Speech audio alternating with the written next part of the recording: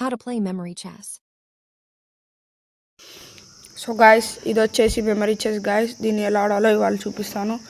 And దీంట్లో ప్రతి ఒక్క దానికి ఒక కాయిన్ ఉంటుంది. ఆ కాయిన్కి డిఫరెంట్ కలర్స్ ఉంటాయి. దీంట్లో మధ్యలో ఒక డైస్ ఇస్తారు. ఇదే ఆ డైస్. ఈ డైస్ని రోల్ చేస్తే ఏ కలర్ వస్తే ఆ కలర్ మ్యాచ్ అయ్యే విధంగా మనం కాయిన్ తీయాలి. సో గ్రీన్ వచ్చింది, నేను గ్రీన్ తీయడానికి ట్రై చేస్తాను.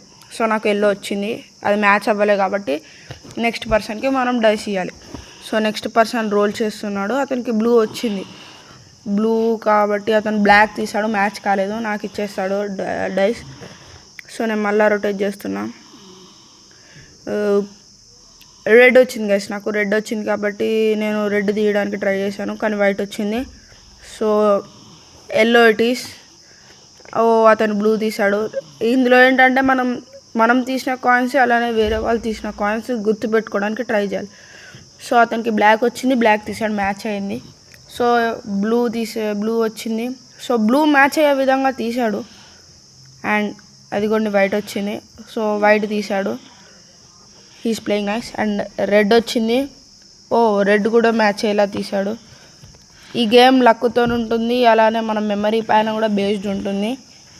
సో బ్లాక్ వచ్చింది, బ్లాక్ తీశాడు. వైట్ అగైన్, వైట్ వస్తుంది, వైట్ తీశాడు.